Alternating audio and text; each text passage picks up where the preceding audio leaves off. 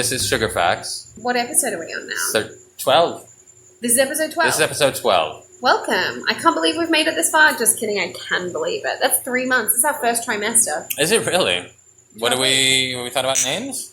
Sugar? I'm gonna wait to find out if it's a girl or a boy first. That's your gender bias. Or non-binary. I'm not gonna think that way. Fine. Clark. Whatever. Clark. All right. Anyway, did we? Right. Was that?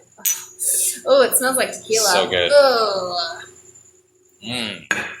Oh, boy. Back on top. Ugh.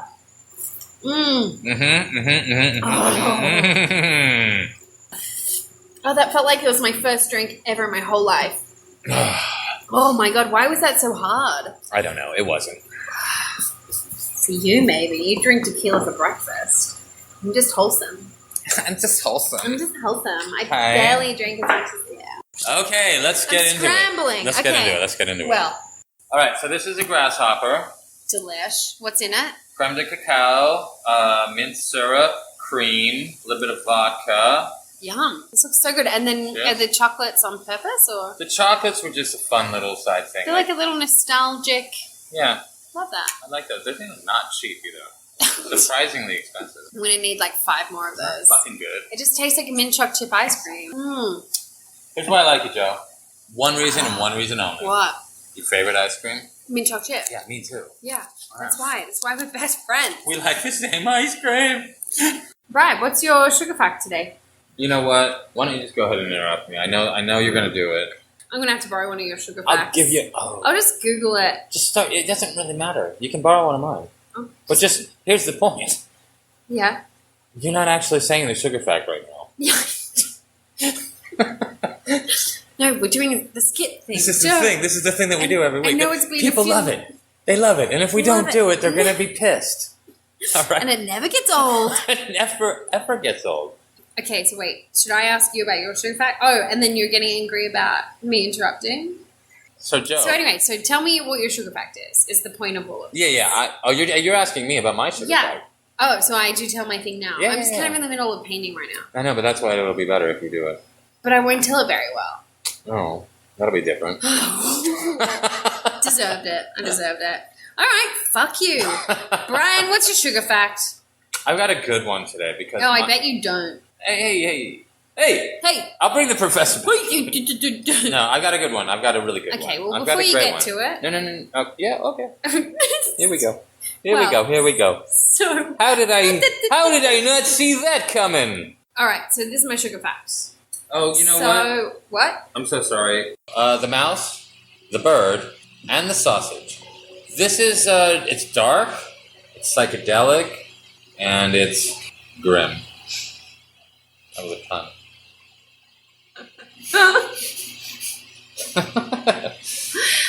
For those at home, Brian just sort of gave me this real look over the top of his glasses, like, did you get it? Did you get it? Did that you was get a it? reference to when we were being Did you get it? Once upon a time, a mouse, a bird, and a sausage formed a partnership. So let's act that out. Whew! I am so tired. I have flown all the way from New Mexico to come here in the forest of Germany. And you think you've worked hard to get here? I've had to go through 3 processing plants. Are you a sausage? Yeah, what's it look like? A penis? Well, I wasn't gonna say hi guys. Anybody seen the mouse fun house? Oh, thank God you're here. Is this the accent that I had before? I don't remember. Are you a sausage? Yeah, guys, seriously, you need to parse that, okay? Hey, bird. Yes, mouse. Are we talking to a sausage right now? Guys, come on, I'm right here. I know my voice changes a lot, but I am still one sausage. Yeah, it's amazing that we're talking to us. You're in Germany. Half of us are sausages.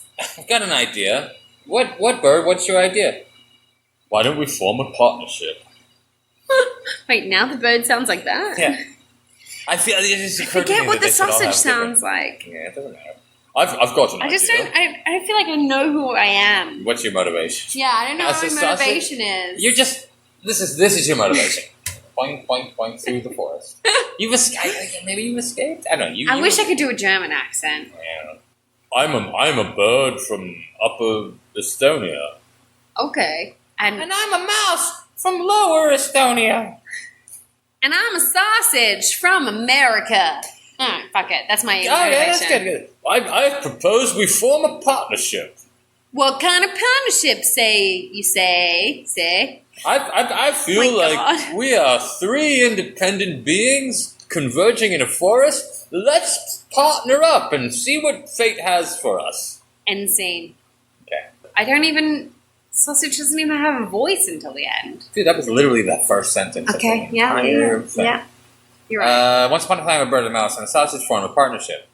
They kept house together, and for a long time they lived in peace and prosperity, acquiring many possessions. Guys, let me just teach you the American way. It's all about buying, having. What kind of stuff did you buy today, Mouse? Well, I don't have any money. I don't believe in capitalism. I'm a communist. Oh, Mouse, this is why you have a shitty life and I have a great life. America! But we're all living together under one roof. America! I believe that if we pool our resources together, we will prosper. America! I'm gonna buy my TV! You guys can use my TV, but goddamn, if you don't work and get your own TV, fuck you guys. The bird's task was to fly into the forest every day to fetch wood. The mouse carried water, made the fire, and set the table. The sausage did the cooking. Good morning. Yo, what's up? Sausage? It's cornflakes again. Salute. You hungry? Well, I haven't gathered the wood. We need to find fire. I propose I would go out into the forest and find firewood. That's great. We don't actually need firewood to make cornflakes. I already made cornflakes on the table. Mouse, what's your deal? Thank you. Well, I've got 3 cups, and I'm gonna go out to the well and fill them with water. Are you guys thirsty? It's been a long, sweaty night. Yeah, I could drink some water. Anyway, I don't know if I said this, but there's cornflakes on the table. I did my part. Is what I'm just trying to say. I did my part already. God, it's really going well. It's really going well. Yeah. Thus, one day, the bird chanced to meet another bird, who boasted to him of his own situation.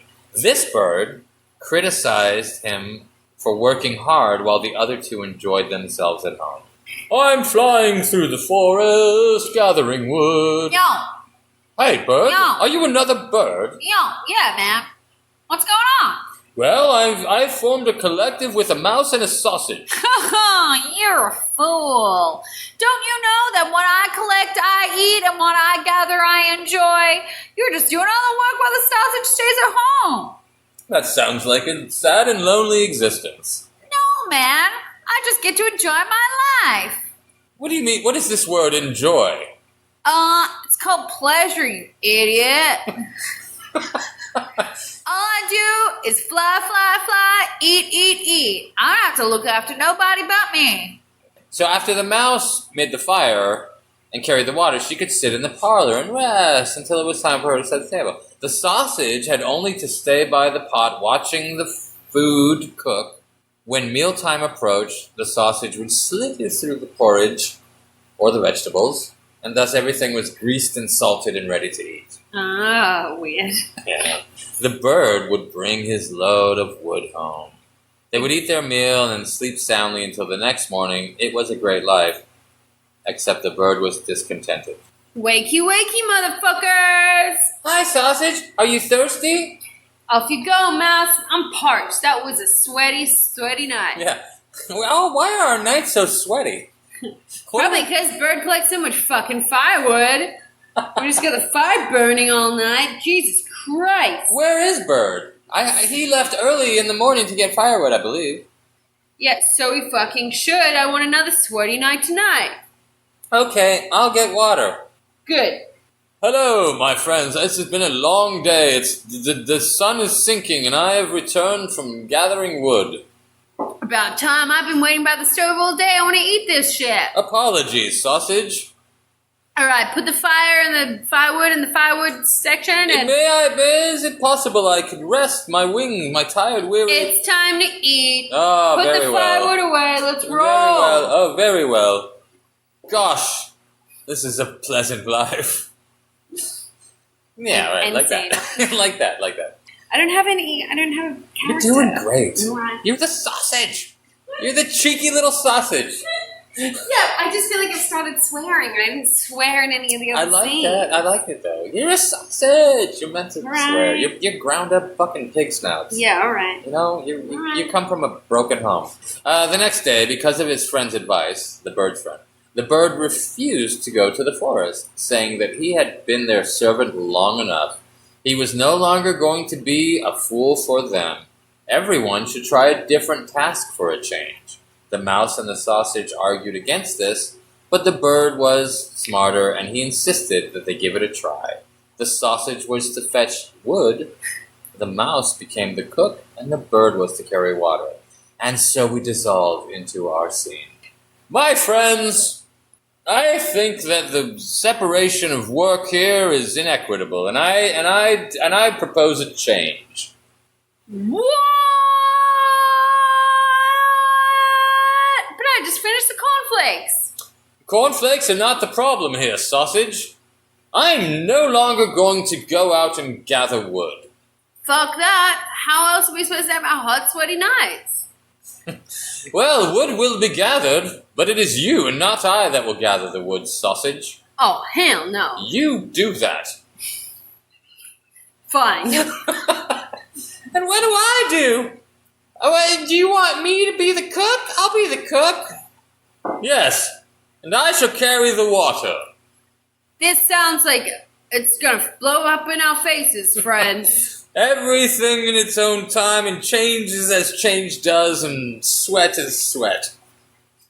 That's how birds talk back. All right, bird, you're fucked. Make sure you get enough water. And what was the result? What was the result? The sausage trudged off toward the forest.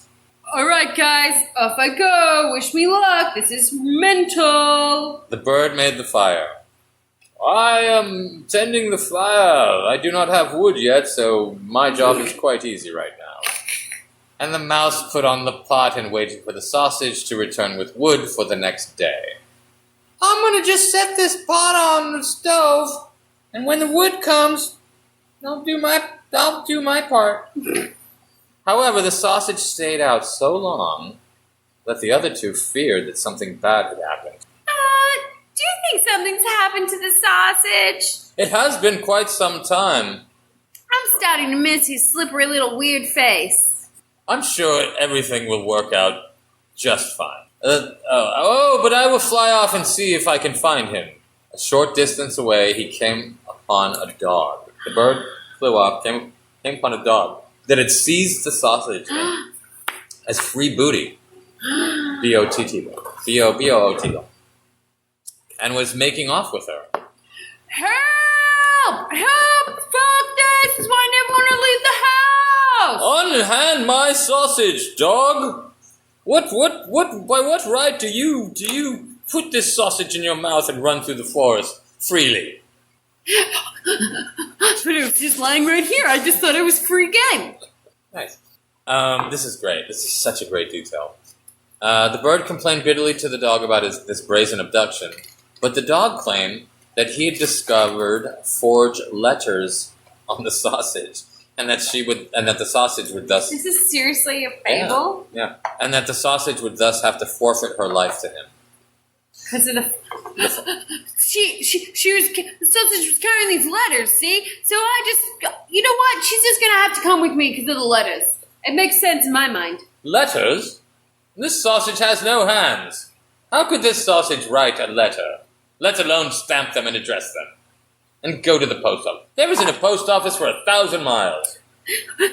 Didn't you say that this sausage is the one that's been cooking at home? It's the same pans that the sausage cooked her dinner with, the sausage that wrote the letters. You know nothing about cookery, my friend, dog. That's true, actually. I just kind of scavenge for my food. When you have a sausage as a cook, he just slithers about the bottom of the pan and gets the pot all greasy with his fat and juices. There's no hands required. Let me see these forged letters. Right, okay. Sorry. Doug. Sorry. Because I'm also part narrator being like, what the fuck is this story about? It's also, this is hard to act out when I don't know how the story goes. Yes. I ate them already. I ate them after I ate my owner's homework. That's just like a dog, you little scamp. Release my friend the sausage. No. But you don't. Okay. No, you don't. Once again, I mean, don't know how this fucking story is. Fair enough. Acting without a script. Yeah, love Go. that. Great. To be honest, I've got a taste for sausage already, so that's going to be a hard no for me. Filled with sorrow, the bird carried the wood home himself and told the mouse, Wait, the bird just left it? well, what's he going to do? He's a fucking bird. Dog versus bird, who's going to win? His dog's eyes out. He's not that kind of bird. Okay. He comes from a good family. Okay. Filled with sorrow, the bird carried the wood home himself and told the mouse what he had seen and heard. Dear mouse, you may have noticed that I have returned alone. Sans sausage. What's going on? Well, I fear that our friend the sausage has been carried off by a dog. Apparently, our friend the sausage was a forger. Oh no, that's just the worst crime out in here, these here woods. Why would he take that risk? I don't know. I'm surprised to even hear that he was a fan of correspondence of any sort. It does beg the question, who was he writing to and what kind of forgeries was he doing? Did you hear anything about this? You guys were always closer than me and Sausage. Well, I think you imagine that out of your own paranoia. Sausage and I never really had anything to talk about. Well, I would often see you two off in the corner discussing beans and rice and such. Well, we never talked about letters. Maybe the sausage was writing a letter to the supermarket. Ah, interesting. Okay, I don't know what you want me to do.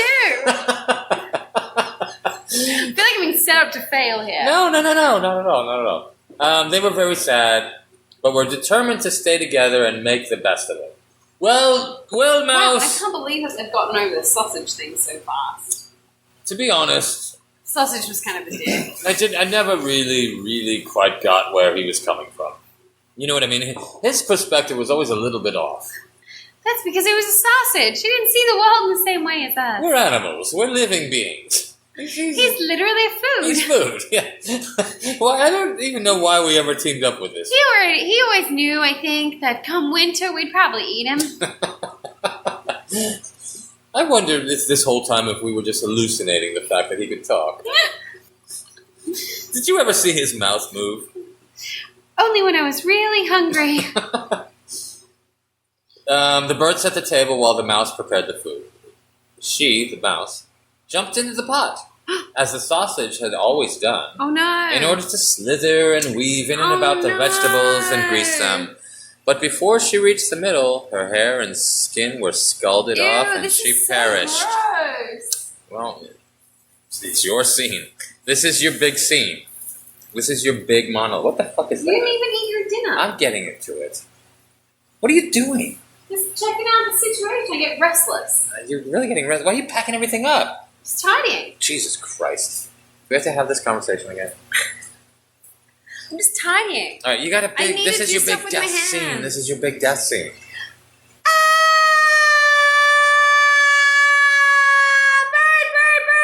Bird. My God, what have you done? I just did what the sausage did, and I just tried to roll around in the pan, but look, I'm all burned up. Are you about to perish? I'm perishing. I could have saved you had I been quicker. Oh, but it's too late now. Call It the seems as if ambulance. you're dead. It seems as if there's no time left. Not yet. Call the authorities. Oh, had I been but a moment quicker. But I'm still going. Call I will never forget you, Mouse, and the times we shared, shit-talking the sausage. No. Oh, well, it's too late now. You're gonna try to pull me out of the pan. What if I turned up the heat by accident? Oh, no, my little bird hands can't control the stove. Dead.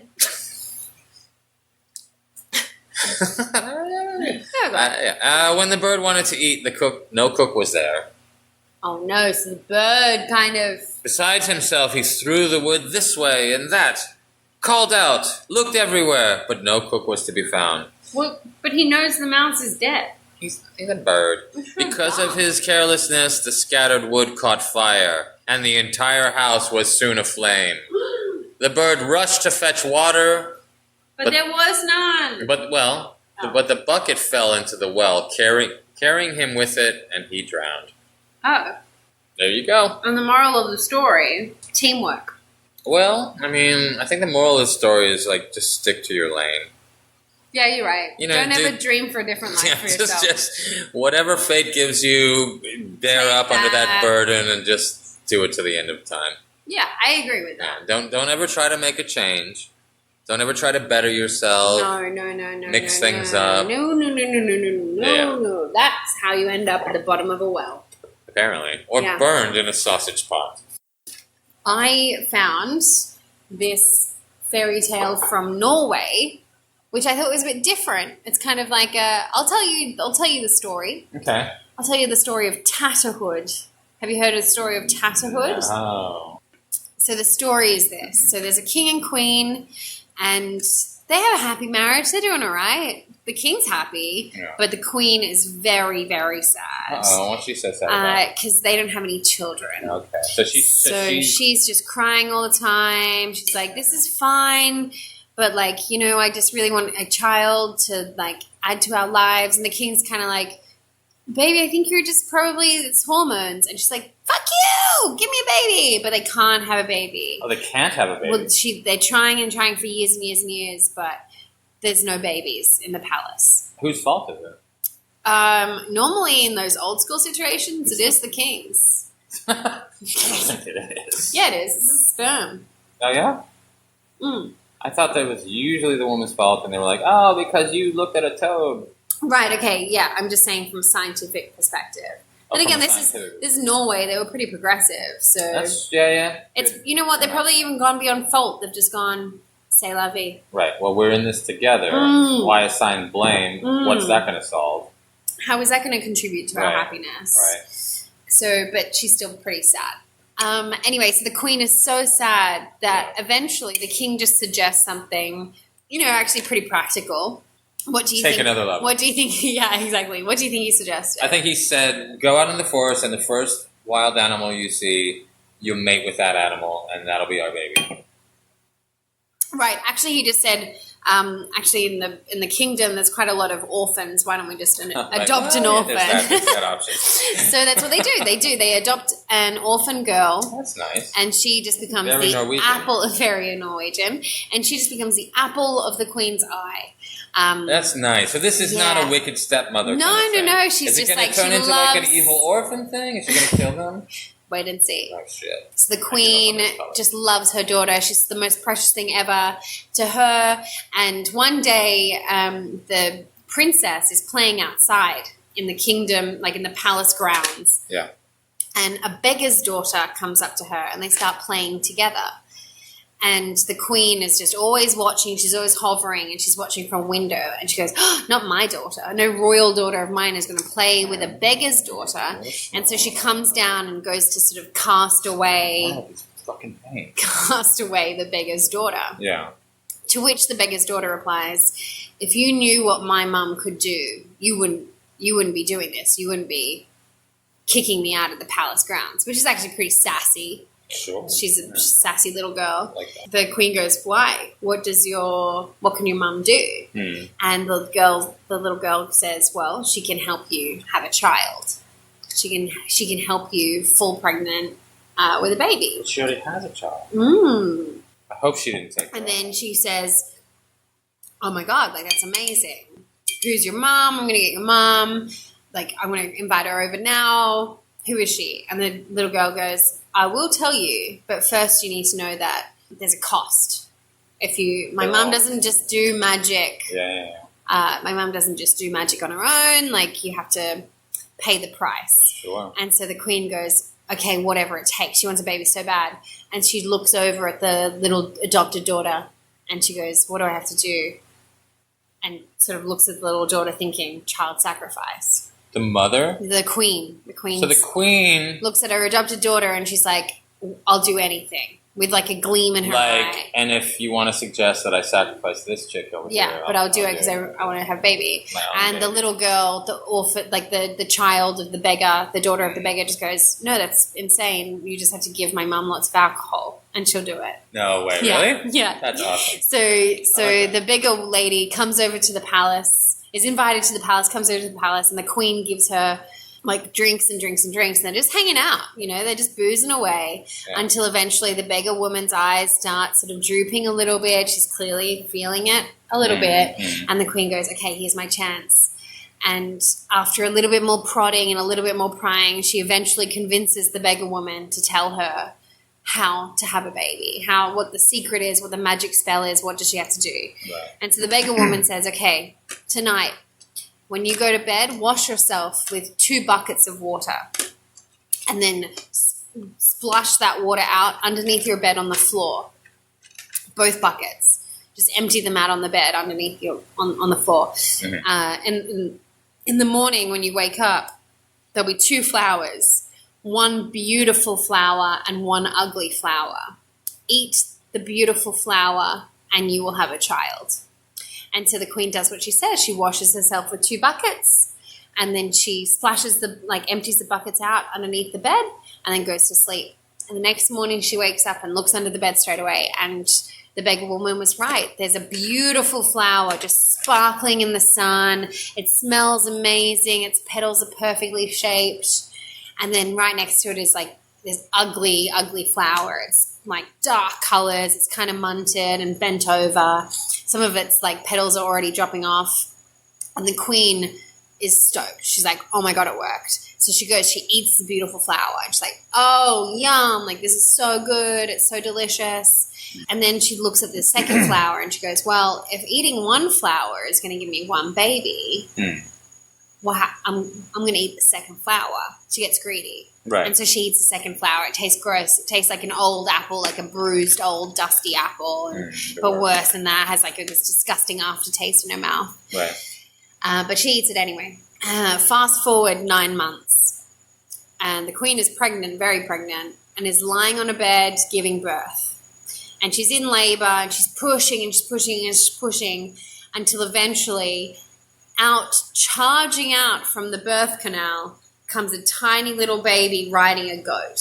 That's a little daughter riding a goat, and she is ugly, ugly, ugly. She's the scariest looking ugly thing. She's got this like rags on her. I don't know how she already has that. Or maybe she doesn't already have clothes on. But basically she just looks feral and she's riding a goat. Duty free.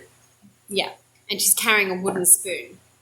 She just comes charging out of her mum, basically. Right. And the queen just looks at her and goes, oh my God, like you are horrifying looking. The little girl turns to her and says, don't worry, mum. The one that comes after me will be much more beautiful than I. And sure enough, the queen has to start pushing again. She has twins. And this birth is just like easy peasy. And out pops this perfect little girl, this beautiful little girl. And there's nothing wrong with her. She's got gorgeous little curls. She doesn't even cry. She's got these big, beautiful eyes. And the queen just falls in love with her. And so the twins grow up alongside their adopted sister. And Tatterhood, as she comes to be known, always likes to wear rags. She rides her goat everywhere. She just has rags and she carries this wooden spoon around, and she's kind of like the mayhem daughter. She's like kind of causes mischief, but she's still cool. She's still chill. But the queen and king initially try to lock her up so no one can see how ugly she is, but she always breaks out. And what's the deal with the spoon? She just has it. Okay. She's got a good relationship with her sisters, especially her twin sister, and her beautiful sister is just like adored. Everyone's like, she's amazing, she's beautiful, she's perfect. Right. Does the beautiful sister have any kind of discernible personality at all? No, I think she must be kind of boring. Okay. So they grow up, everything's fine, and then one year at Christmas time, they're all kind of locked away. Their Christmas tradition is to lock themselves away with the family, and they had like musicians and food, but they lock themselves up in the attic of the castle. Right. And they don't really know why. They don't really question it. It's just a Christmas tradition. And one year they're locked up in the room, and then they hear downstairs like all this sort of turmoil and mayhem, and things are crashing and people are screaming.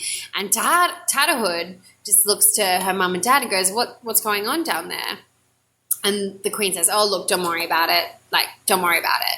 And Tatterhood's like, no, seriously, like, what's going on down there in the palace? Right. And the queen and king eventually say, well, every 7 years, trolls, or in some versions of the fairy tale, it's witches. Mm-hmm. But in this one, I'm telling it's trolls. Trolls break into the castle and they terrorize the castle at Christmas time. And so Tatterhood goes, I'm gonna fuck them up. And the queen's like, no, don't do it. And she's like, be right back. She takes her wooden spoon and a goat and she goes charging down to the trolls and she's like bashing them up and like beating them and they're fleeing. But before she leaves, she says to the queen, close the door and keep the door closed tight so my beautiful twin sister can't go out and get in any trouble, have anything happen to her.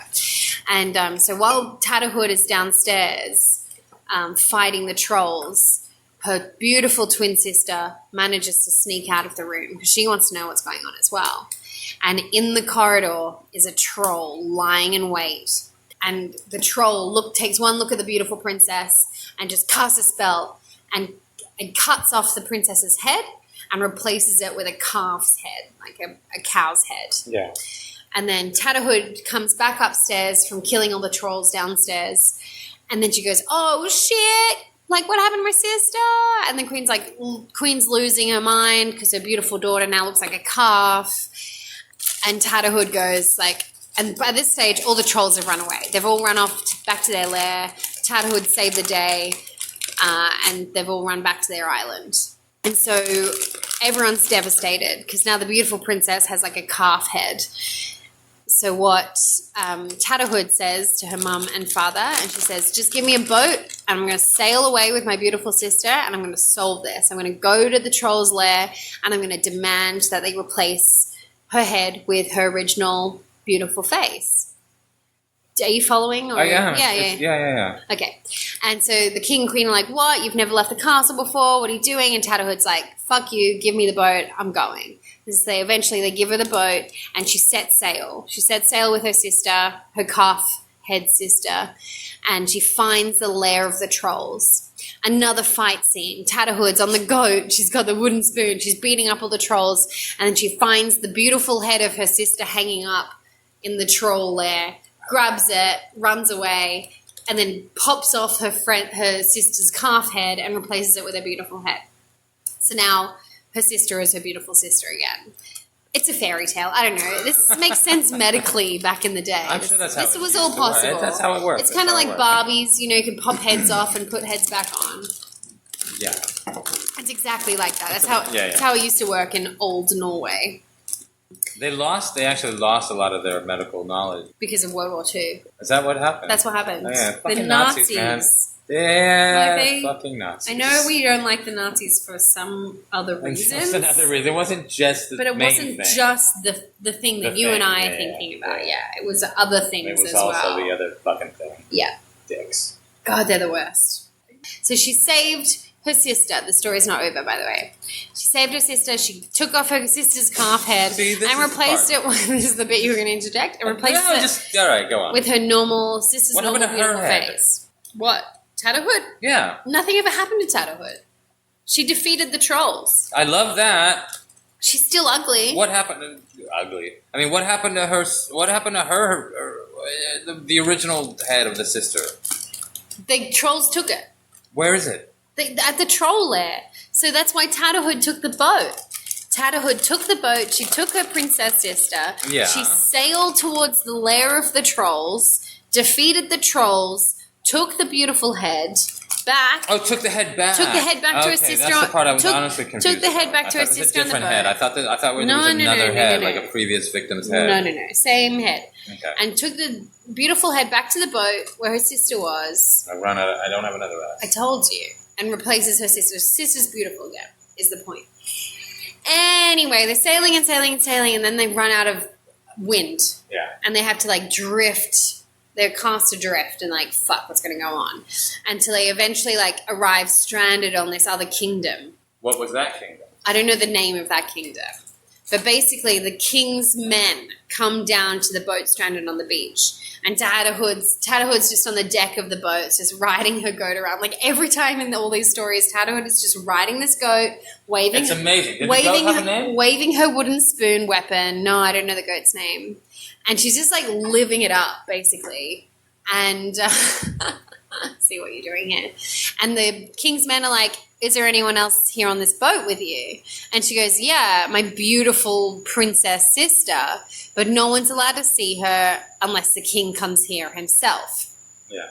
And so the king's men go back to the king and they tell him this message. And they go, bruh, you need to come and see this princess and see what she's about, because apparently she's really beautiful. So the king comes down. He comes and he meets with the beautiful princess. Tatterhood facilitates the meeting. He falls in love with the beautiful princess, of course. And he goes, I want to marry you. And then... Based on what? Based on her looks, obviously. And so the beautiful princess is like, that's cool. I'm happy to do that. But I'm not getting married until my twin sister also is betrothed and married. So it's kind of like a taming of the shrew kind of situation. And then, so the king goes, okay, cool. Tatterhood can marry my son. And the son's just like, what? Yeah. Because Tatterhood is crazy. She's like warrior princess, not much to look at. Right. Literally dressed in rags, riding a goat. The king's like, come on, man. Like, I really want to marry this hot chick. Right. Get with Tatterhood. So the only way that's going to happen is they have a joint wedding. Yeah. And so the son eventually... Otherwise the whole thing's off. So the son of the king begrudgingly / is forced to have this joint wedding. Yeah. And he's just like, on the wedding procession, like the king and the beautiful princess are up ahead and they're just like stoked. Like the king's so happy. He's like got this beautiful bride, they're riding. And a little bit behind them is Tatterhood on her goat, riding alongside the prince, and the prince is just like not really talking to her. He's super depressed, like fuck my life, I'm having to marry this crazy ugly woman. Right. And Tatterhood is just trying to spark conversation. She's like, Prince, like you're not really talking very much, like why don't you ask me some questions? And he goes, well, what am I going to ask you? What are we going to talk about? She goes, well, why don't you ask me why I'm always riding this goat? A great question. Yeah. And he goes, okay, why are you always riding this goat? And she goes, am I riding a goat? I thought this was the most beautiful horse I've ever seen. And suddenly the goat transforms into this beautiful steed, like the most beautiful horse the kingdom has ever seen. And the prince is like, whoa, amazing, but still kind of like depressed about the wedding. And then the princess goes, well, why didn't you ask me about why I'm always wearing this ragged hood, even to my own wedding? Why am I always wearing these rags? And the prince goes, okay, fine. Why are you always wearing these rags? And she goes, well, am I wearing rags? Because I thought I was wearing a beautiful crown. And then the rags transform into this beautiful crown. I did not see that coming. And the prince is just like, okay, wow, amazing, but like whatever. No. Still pretty depressed about your face. No. And then, so they're riding along. And then Tatterhood turns to the prince and she says, why don't you ask me why I look like this? And the prince goes, okay, Tatterhood, why do you have such an ugly face? Right. And she goes, really? I thought I was beautiful. And her face transforms into this beautiful face. Right. And so suddenly before him is not shitty Tatterhood, but this woman, glorious woman in this beautiful crown riding this beautiful horse, and she's to become his wife. And then the prince is happy, and then they all get married and everything's fine. Oh, that's disappointing. That's the whole story. That's disappointing. But it's kind of one of those things like, well, he's obviously shallow. But is it because Tatterhood never cared about her looks, and so she always had the magic power to be great, and then she just didn't care enough to do it? Or is it kind of one of these things that as they're riding and he's getting to know her. He's getting to know her, and he's starting to see beneath the skin that she's this amazing warrior princess, and so he's starting to see her as she truly is. Yeah. Still, though, I mean, how happy are you going to be with that dude? Yeah, he sounds thick. The Ants and the Grasshopper. This one actually has haunted me, and not haunted is the wrong word. This one has really stuck in my craw. Okay, Do you not know this one? Nope. Okay. Good. Well, then this will be slightly more entertaining for you than it would have been otherwise. In the winter season, a commonwealth of ants was busily employed in the management and preservation of their corn. Oh my god, this is a really interesting start to the story. Go on. You being serious? No. Okay. No, I'm not. I kind of hate it. Go on. It's just Aesop being Aesop. Go on. All right. The management and preservation of the corn, which they exposed to the air in heaps, round about the avenues of their little country habitation. So that's the scene. It's winter. These ants are being industrious, and they're gathering up all their corn. They're spreading it out in little heaps, and they're exposing it to the air. They're like, winter's coming, winter's coming. What shall we do with the corn now? It's winter. Winter's coming, winter's coming. Pile the corn so high. Wow. Winter is coming. This is where you're meant to join in. Oh, I thought On you the knew. song. I thought you knew the No, song. I'm making it up. Winter is coming, winter. I'm harmonizing. Yeah, no, I like it. This is a break.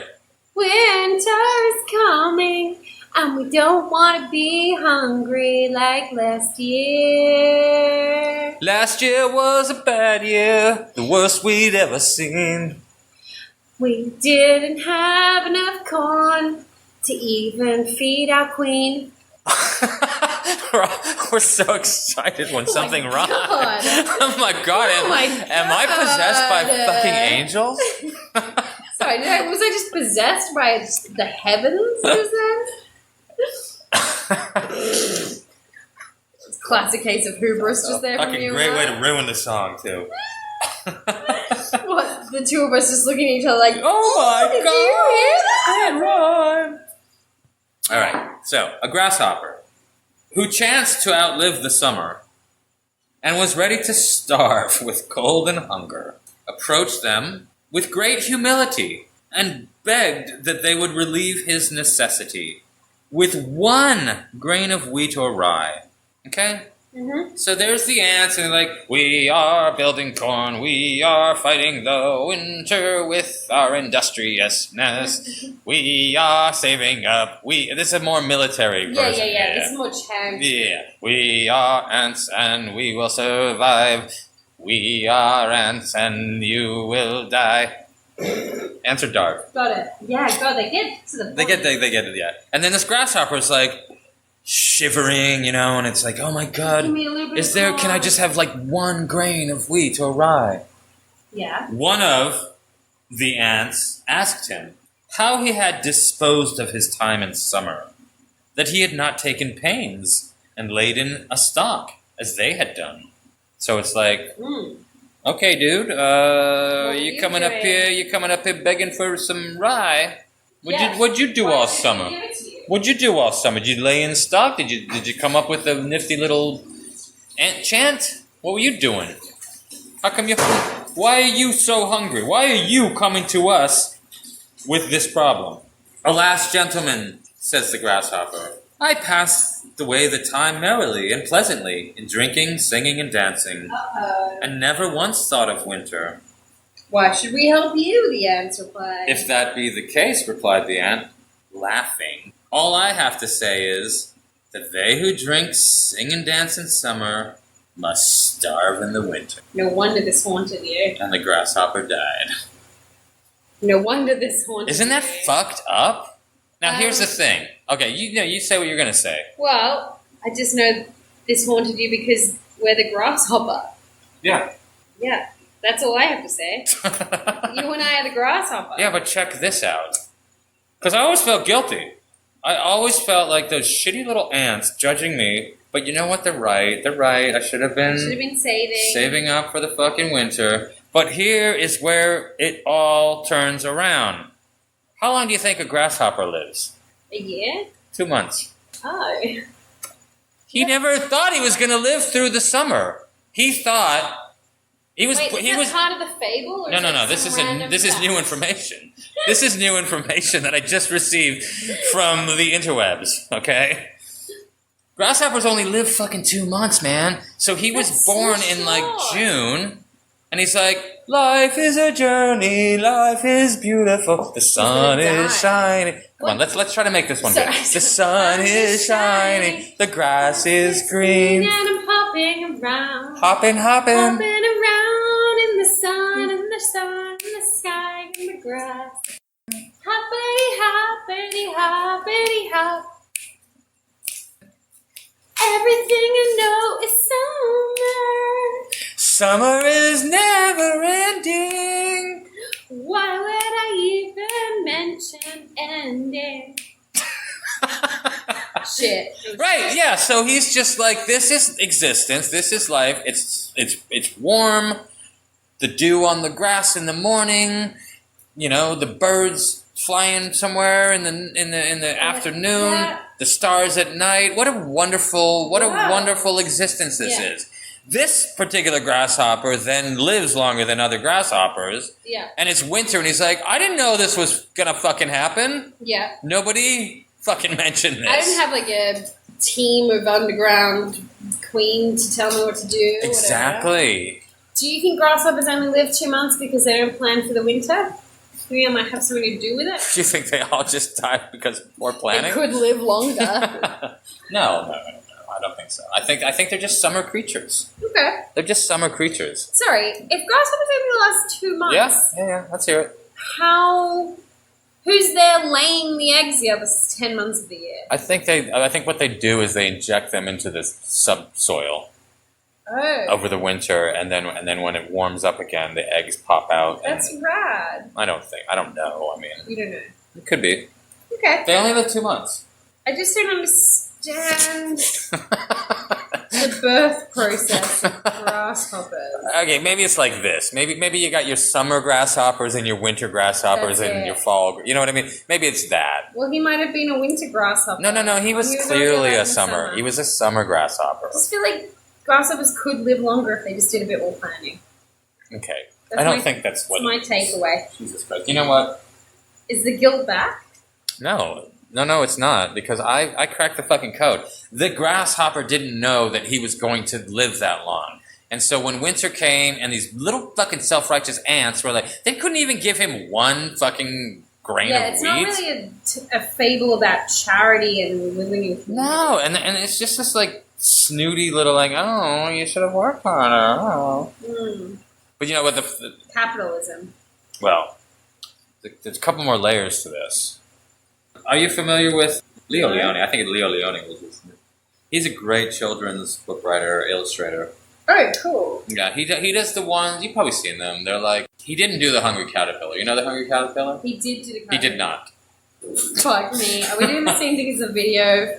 Just like, not this, not this. Not this, but like this. He didn't write this, but he also did not write this book. Wait, I actually want to write his name down. Well, the one you got to check out is Frederick. Sorry, Frederick. So this one. So I was carrying around like the guilt and the persecution complex of the fucking grasshopper story. Yeah. For years as a child, and then I found Frederick by Leo Leone. Oh, this is like a counter story? No, I don't think it was meant. I don't think that he knew my particular like psychotic terrain. Sure. I think he just did this independently of me. So in his story, it's a bunch of mice, and they're really industrious. All the mice in this little mouse village are really industrious. It's the same thing, like, oh, winter's coming. Let's have, hey, team wheat. You guys go over there and get wheat. Team corn. Hey, team corn. You know, and then they would go out in the fields and they would gather all their little grains and stuff. And there was one mouse, though, Frederick. He would go out in the fields and he would just like sit there and sort of like soak up the sun. And then when it was raining, he would like pay attention to like the raindrops like falling on the ground. And he would like, when there was a rainbow, he would like really study the rainbow and sort of like absorb the colors of the rainbow. And all the other mice were like, what are you doing, Frederick? We're working. Why aren't you, come on, team corn, join the team. Get out there, collect some grains. Man, you know mice really well. Well, you know what? No one knows mice like Brad knows mice. I spent about 5 years in Mouseland. I wrote a book about it. I can see it. I wrote a book about it. Yeah. Apparently it was fucking plagiarism, though. Over it, though. Over it. Totally over it. Totally over it. Doesn't bother me at all. Yeah, but it's hard to paint and talk. Yeah, I get that. Yeah. So, yeah, they were merciless. They were just like, dude, what the fuck, man? Come on. And he was like, I am doing my thing, and I am gathering the sunlight, and I am absorbing the colors of the rainbow. Mm-hmm. And they were like, you fucking wanker. We're all sweaty and gross, and, And then winter comes. Ooh, old man winter. What is he? What is what? Well, Winter is just always the bad guy. Well, he's kind of a dick. To be fair, no one really likes Winter. No, exactly. But then Summer's such a bitch. Well, here it is. I think in more temperate climes, summer is a welcome break from the frozen wasteland. Right. What does winter sound like again, Joe? Woo! That's a win. Yeah. Woo! Get inside, motherfuckers! Take shelter, It's take mine. shelter, take shelter. Here comes old lady Winter. Woo! She's so annoying. Why is her voice so... Oh my god, I've been locked away for 8 months! Let's get icy! Woo! She says that every year. She does not have a new fucking She needs to work on a catchphrase. new catchphrase. It's just the same bullshit every year. Yeah, so they all go underground. Frederick does too. And they eat their corn, and they eat their rye, and they eat their wheat, and eventually the stocks run out. Oh no, no one was in charge of rationing. No, it's not that. It's just there's only so much a little mouse can store up. Yeah, but Let's be honest. They got little tiny hands. So they start to run out of food, and things get grim in the mouse caves. Things get grim, and the mice are shivering, and they're huddled up together. And then Frederick comes out, and he's like, "Let me tell you a song about rainbows." And he tells them about rainbows. "Let me sing you a song of fish scales in the river." And he tells them a song of fish scales in the river. in the river. Wow. Like glinting off the sunlight. Yeah. "Let me tell you a song of dewdrops in the morning." And then they go, "We can't eat that, Frederick. We're We still can't. We're starving. dying. We're still No, starving." No. No, that's not what happens. You a nihilist.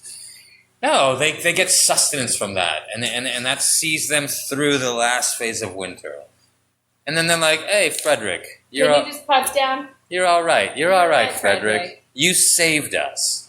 Okay. When all the food ran out, when all the material things proved to be inadequate, as they always will, my children, as they always will, you need a little bit of romance and love. And entertainment and singing. Yes, All and that's right, what I Frederick get it. provided. You get it. And that was a real nice balm to the mice story. to the fucking mice ants and the story's kinda fucked grasshopper. up. Ants and the grasshopper. What did I say? The mice story. No, the mice ants story. and the The grasshopper. ants and the fucking grasshopper. I just think grasshoppers could do more. If they want to You're stuck on that. Stuck on that. Yeah, I just feel like it's the other way of looking at the exact same facts. Okay, so anyway, that was those were fun fairy tales. Okay, nice. So Right. Brian, what's your sugar fact? why don't you tell me yours first? Okay, mine's really short. Okay. Brian, did you know that the only taste humans are born craving is sugar? You know what? I did know that. Because that was one of my sugar facts from a previous episode. No. Yeah. Did I disagree with you at the time? Because I feel like surely babies crave breast In milk. fact, I think that's what you said. You were like, "Oh, babies So the same crave it." thing? Yeah. God damn it. No, that's good, man. I am on such a You're loop. on fire. Yeah, I've got nothing else. Fuck. Okay, what's your sugar fact? Today is World Vegetarian Day. Not sugar fact, but just FYI. Did you know that? World Vegetarian Day. Hey, welcome! It's the 4th of July. Barbecue season. You got the steaks?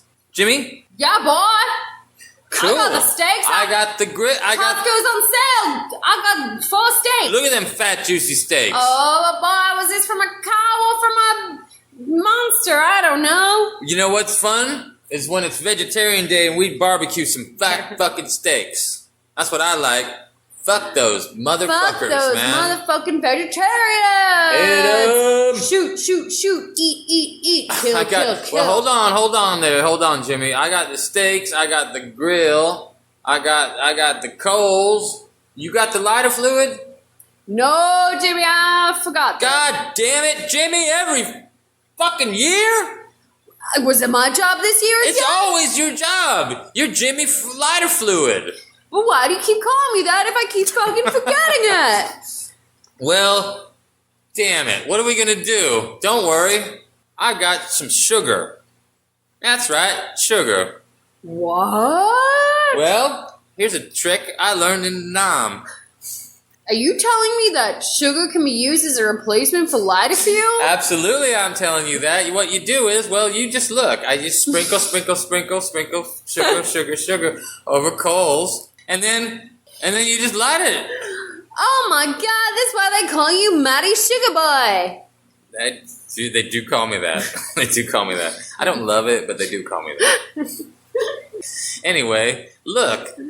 You just light those sugar things on fire, and they act as lighter fluid. That's crazy, Matty. Well, that's I'm not science. sure I believe that. It's science. Whoa. So next year, instead of bringing the lighter fluid, should I just bring a bag of sugar? No, Jimmy, bring the lighter fluid. Dun, dun, dun, dun, dun, dun, dun, dun, dun, dun, dun, dun, dun, dun. Cooking with Jimmy and Maddie. Cooking with Jimmy and Maddie. Barbecue time. Barbecue time. It's the same thing. Again, just like like sounding it out, and then it goes to I'm feeling a song, so it's double the words, double the words, double the lyrics. Say them again. Say them again in a different way. Say them again in the same way. And that's how you make a song all day. All right, well. Same again. That's how you make a song again. Love that. Yeah, well, thanks for tuning in. This has been episode 12. Guys. Cheers. I hope we hope you learned some stuff. I did. What'd you learn? Grasshoppers only live 2 months. That's true. That's really stuck with me. It's haunting. Yeah, because Such short we've lives. got lots of grasshoppers in the yard at the moment. Any grasshopper you meet on the road or in your house or just in life in general is no older than 2 months old. I have so much more sympathy for them now. What do grasshoppers eat? I might start feeding them. I think they eat grubs. I won't start feeding them. You know what? They need to learn to look after themselves. No, they don't. They do. If they want to survive the winter for the first time They in their don't evolutionary live through the history, winter. It's the I'm point. saying, They die before the winter comes. If they want to, for the first time in their evolutionary history, make an effort for the winter, I can't enable them. I can't just leave out little plates of grubs for them. You have really missed the point of the entire fucking episode. All right. Remember, like us in real life. Well, thanks for following us on Instagram. Thanks for Those who are. And I didn't mean that Instagram. to sound so Well, it sounded a bit sassy. Those who are following us, continue. And tell your friends if you want to, but we don't care. No, I definitely care. Okay, yeah, me too. Yeah. And you know what? Shout out to our listeners in Thailand. Welcome. Sawadika. Or Sawadika. Sawadika. You said the same thing twice. I didn't. I changed it up. What'd you say? One of them is Swatika, and one of them is Swatika. Oh. With like a little. What difference does it RIP. make? It depends on my gender. Oh. Well, I don't have a gender, so. Joe's so cool. All right, like us in real life, guys.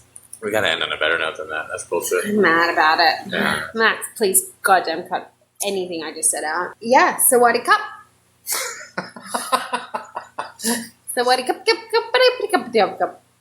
Anyway, I'm going to be in Thailand in a couple of weeks, so if any of the fans want to do a little hook meetup, unfortunately you're going to hear this weeks after I get back from Thailand, so it's not going to. And you know what? While Brian's gallivanting off in Thailand, I'll still be here. So if any of our Taiwan listeners want to meet up, I'll be around. Yeah.